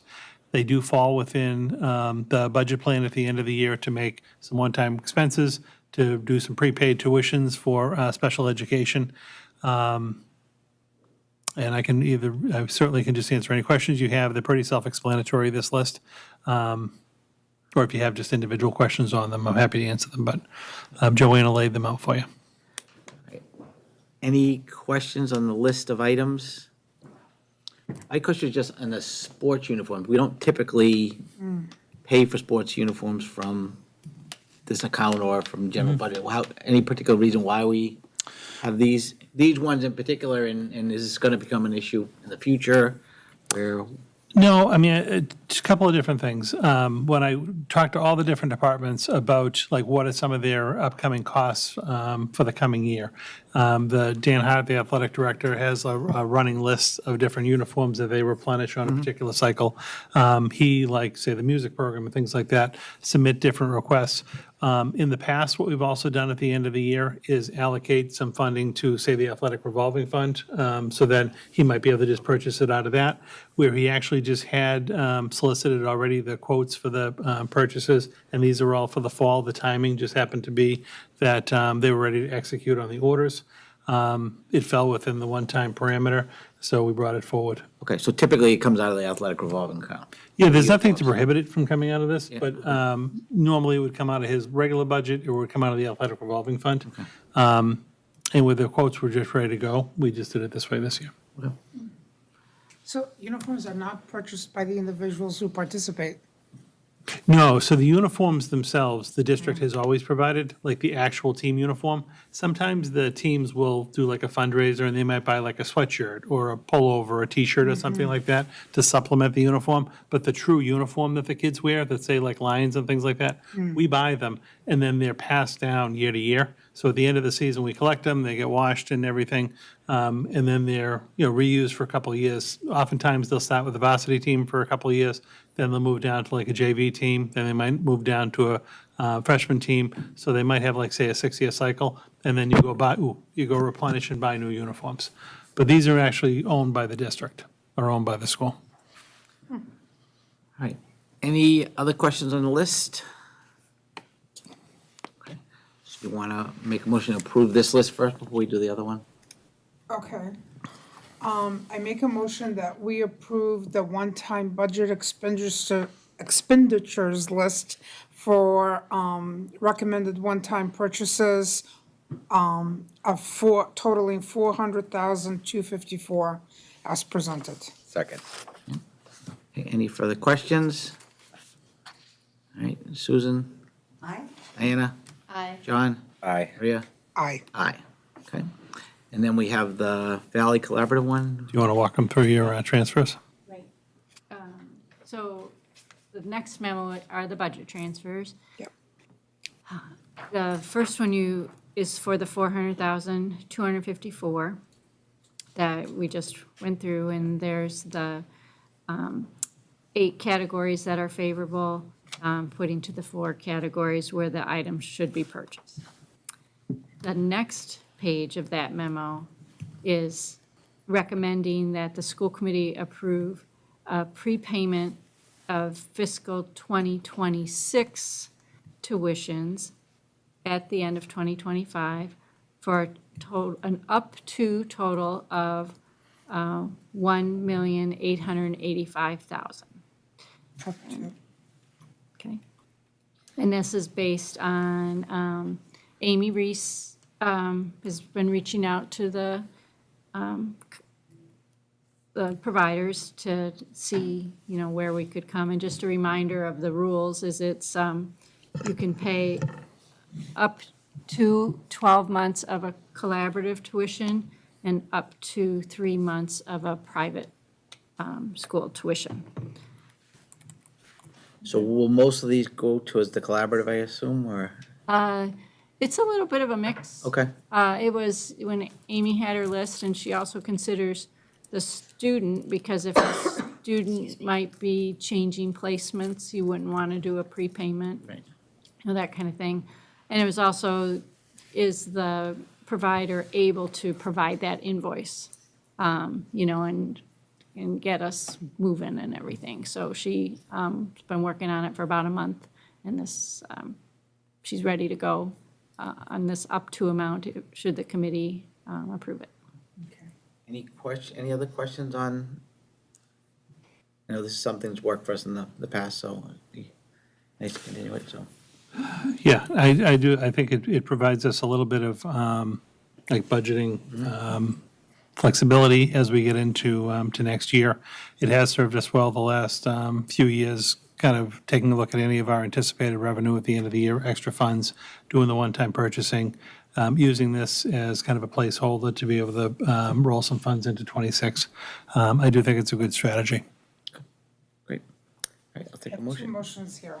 So the first, for the first, We already did the first one, the well, but 400,000. not on the, I didn't mention didn't- transfers, but that's okay. You didn't do the transfers. You just Right. you approved the list, Okay, but not okay, the okay, all right. transfers. Yeah, okay. let's- I got you on this All time, right, so there okay, you here we go. I make a motion that we approve the FY 2025 local operating budget transfers totaling $400,254 for the Chelmsford Public Schools as presented, which is shifting 8 DESI categories that are favorable to 4 DESI categories where the items should be purchased. Second. Okay, questions on that? We'll vote again. Susan? Aye. Diana? Aye. John? Aye. Maria? Aye. Aye. And then Okay. the next one, And I move that we approve the FY 2025 local operating budget transfer totaling up to $1,885,000 to fund prepaid out of district tuitions for the Chelmsford Public Schools as presented. Second. okay, any further questions there? Okay, Susan? Aye. Diana? Aye. John? Aye. Maria? Aye. Aye. 5-0. Thank you very much. Joanna, do you want to do your warrant? The next memo is just a little chart of our recommendation for the dates that the committee would come in to sign the accounts payable warrant, which is every other Friday, for fiscal 2026. Okay, any questions? Everybody still comfortable with while we're doing it? Which, as long as one person signs it, it's good? It's, I'm okay with it. Yeah, okay, all right. Great, I'm fine with it. I'm sure Joanna's fine with it. It's much easier to find one person than 3 people, but, okay. All right, do we need to approve this list, or we just? As long as you don't object to it. Okay. Well, we just make a motion to approve We'll that put it in one. your All packet right. for you. I move that we approve the warrant signing list as presented. Second. Sorry. Okay, all those in favor? Aye. Abstain. I'm just kidding. I do want to say that I I just really- wanted to throw you off. Make sure I was paying. I wanted to make sure you're paying attention. I appreciate it a lot when, and thank when you let me know, oh, I've signed it, or, it's really nice, so thank you. Really helpful to know if somebody's. I really appreciate Says it. they're going to go in. Yep. Yeah. It's so nice. You can always have more than the one. So if someone like Yes. really wanted to come in and do it, you certainly can, but it does help as far as just having to have the one, just to keep things flowing. It's really nice. Nothing better than a Saturday morning to have. I was gonna say, I don't know if I'd say I crave the opportunity to spend. Do it. Go look at a bunch of enough bills. that we get a good overview without having to go in extra time. It's true. Right, moving Next on. item, the personnel report, on this one for the month of April. So some of our transactions you'll see starting to come in for our new hires, who are going to not begin with us until the fall. So if you see an effective date of 8/25, these are all individuals who are going to be starting working for us at the start of the next school year. So we have a number of new hire in various positions. We've had a couple of paraprofessional resignations over the course of that month. And then we're starting to also list for you the assignment changes, because we have had a few individuals in the district transfer primarily within the same role, but to different schools. So just to help you track some of those names and positions, we have that for you. No action required, just providing you the information. One of the new hires is a former student of mine, so that was kind of heartwarming to see. Oh, nice. You inspired them. Any questions? No. I would just question, so somebody is transitioning from a financial analyst to a assistant business administrator, so what's the change in the role there, just in? So We are not backfilling. We're still going to be at 1 FTE. We're not backfilling the financial analyst position. And we used to have an assistant business manager position years ago, and we're just kind of, which the committee approved. So we're kind of bringing that back to life. And now you will have 2 people in the district who have the licensure, myself and Donna Dantas, who you know from the business office. She has her licensure and also the MCPPO certification. And that's what that one's about. Okay, so what will change in terms of her job description? What should we do different or same or? So, I mean, a lot of the duties are going to be the same. Yeah. We have, and this is part of the financial review years ago, trying to have some redundancy in positions and have some additional people be licensed to hold the various roles. So Donna actually was hired as the financial analyst when we were advertising for school business administrators. It's very difficult finding individuals with that license. We weren't able to hire one. Donna came on board as a financial analyst. She worked on and was able to get the license to be the school business administrator. So we're basically recognizing that, and she'll now be another individual on staff that holds that license. A lot of the duties will be the same. She'll start to take on some additional duties with Joanna, maybe around budgeting and accounts payable, receivable, just to have a second person who really knows the full complement to the office. It's honestly, it's a great thing for the district. Okay. I actually want to say thank you to Joanne, because I think that means that she's really helping us as a district in terms of making sure that there's continuity and knowledge transfer and all of those things in the office. So thank you for doing that. I appreciate it. All right, any other questions on the personnel? Positions, how are we doing on positions filling? We're good? Yeah, we're actually doing pretty good. We can do a report for you, maybe, give me another 2 meetings, maybe towards the second meeting in June. We can give you an update at that point. But hiring is overall going very well. We've been able to actually secure some key positions. We had a couple of psychologist positions that were open. We've been able to get candidates for those, which is great. But I'll have an update for you in June before we break for the summer. Okay, thank you. All right, last thing, we have one field trip. Yeah, we had one field trip come in, and this is just for a one-day trip. This happens to just have one of the venues is in New Hampshire. This is the class offices for next year's high school, the class of 26, visiting some potential prom venues on June 2nd. The 4 class officers and the class advisors. I forget which one, but one of the venues is in New Hampshire, so. Yeah. I don't have it right in front of me. It's a country club. Atkinson's a country club up there. Does prom. Atkinson Country Club, Yeah, yeah. So that one's in New Hampshire, so that's why they needed the approvals. Okay. So I'd recommend approval.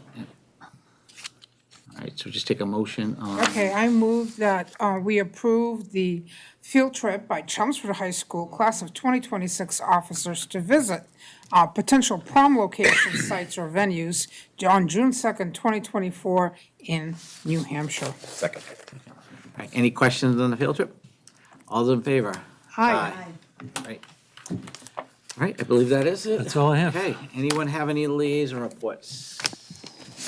I believe, I have not shared, the Parker and McCarthy PTO meeting happened on the 8th, which was just after our last meeting.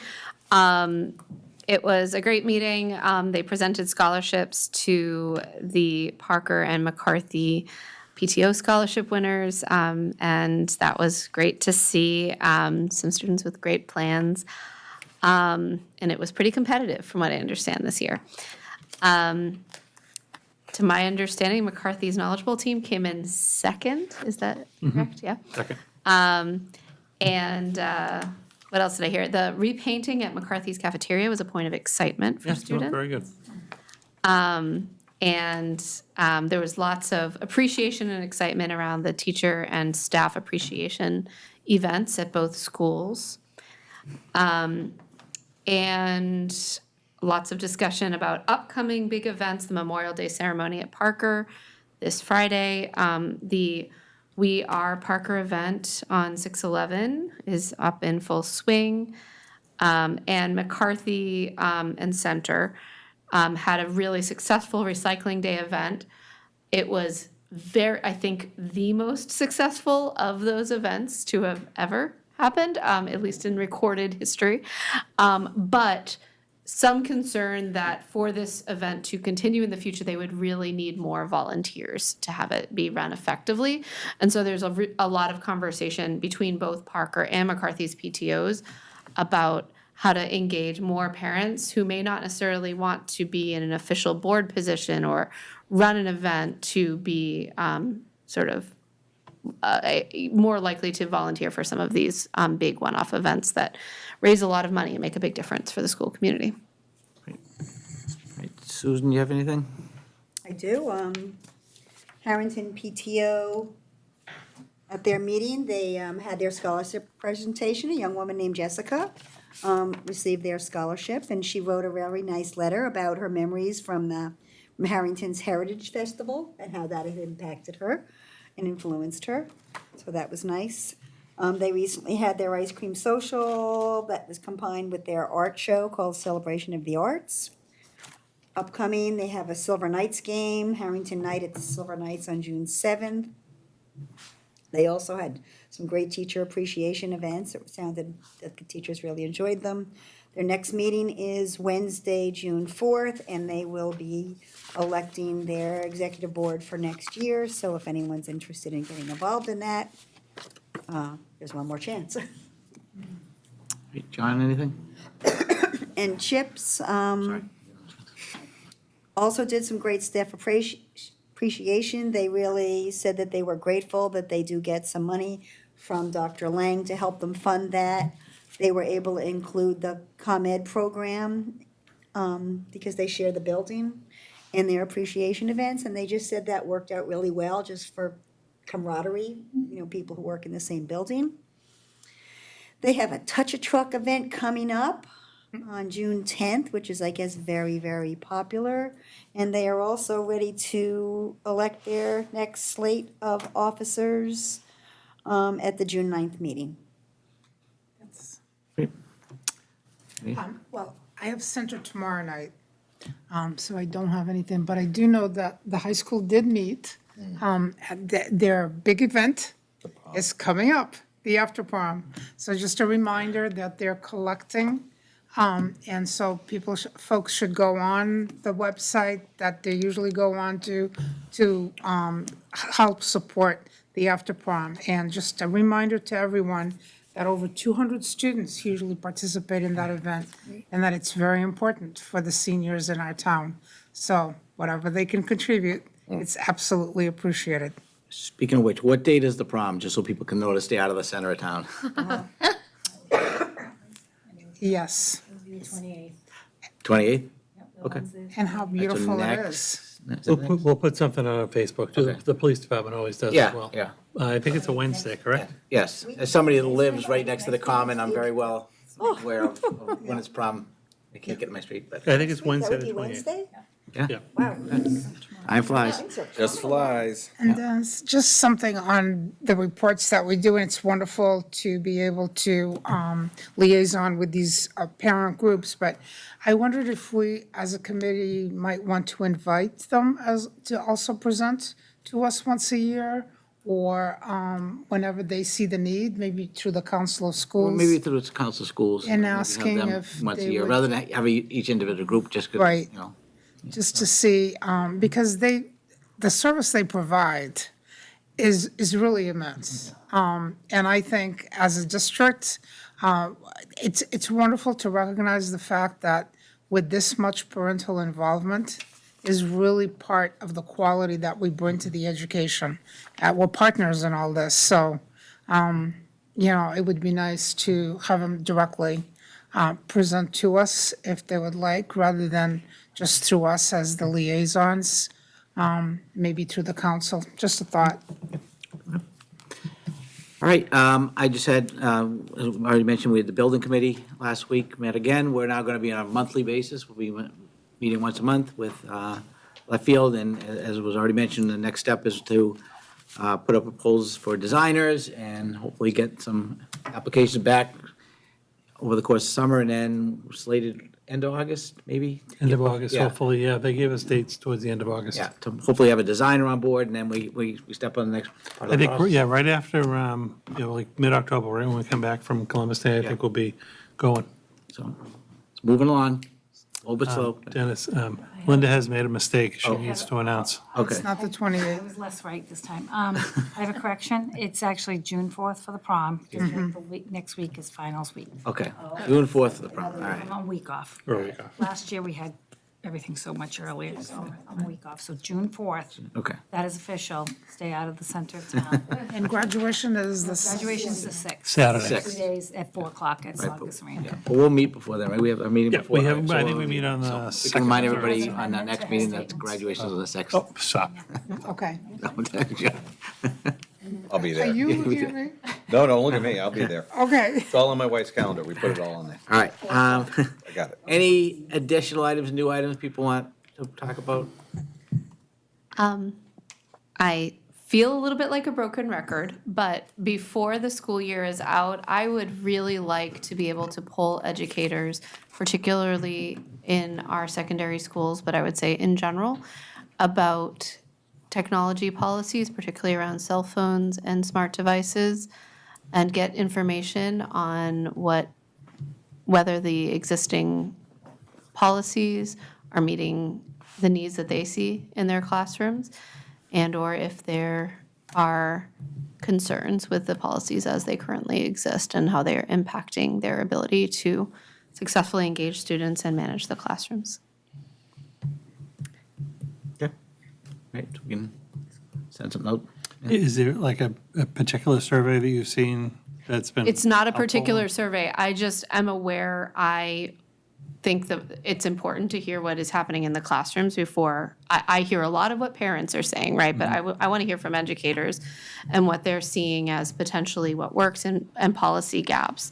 Part of the reason I bring this up is because I've had the opportunity recently to visit several high schools and have seen a vast difference based on what the cell phone policy is in terms of what I'm seeing in terms of student engagement and classroom management for what seem to be very excellent educators in the various schools. I think now 4 schools I've seen in the last 2 weeks. And I've been pretty struck by how the cell phone policies that exist, particularly school-wide and district-wide ones, can make a really big difference on the student and the teacher experience in the schools. So I would love to just hear, what educators feel about the existing systems and if there are changes that could make a positive difference to their experience that they would like to see. I would be happy to chat offline about ideas for specific questions, but I think it would just be, even if it was an open-ended call for feedback on a simple form, it would be great to know if there are any kind of pressing rising concerns, particularly if we saw it clustered at a certain age group.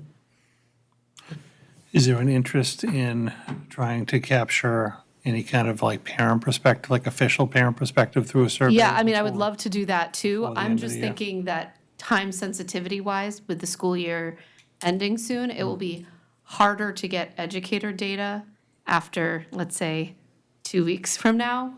Whereas I think we could put out a parent survey in the summer and we could still get feedback, if that makes any sense. So I think both are critical. I just feel like time-wise, it would be trickier to get teacher data in a few weeks. We kind of, and just historically, we kind of lose both after the end of the school day. Yeah. Because people kind of tune out from us for July and August, even the parents. Yeah. So if we wanted to try to do something, maybe between now and the next meeting, I could see if there are any surveys that other districts have already kind of used to not start from scratch on something for both. Let me see what I can find. Yeah, if there's a model out there, that's great. I can also see, through my day job, if I can find any examples of surveys that have been issued in districts like ours. But yeah, I am completely happy to get more data. If we can get data from parents and caregivers, that would be lovely. You probably have the best understanding of the timing around that. But I was just thinking, for sure, it would be very hard to get educator feedback in the summer, so. Any other new items people want to add? Can Can I say something that I did not say during one of the presentations, which was by Katie Sims? I was extremely happy to see this education pathway. And also the signing that they're doing and acknowledging the students who want to move forward. So, great. This is terrific. Absolutely fantastic. All right, there's nobody else for public comment, so we will take a motion to adjourn. Oh, I make a motion that we adjourn. All in favor? Aye. 5-0. All right.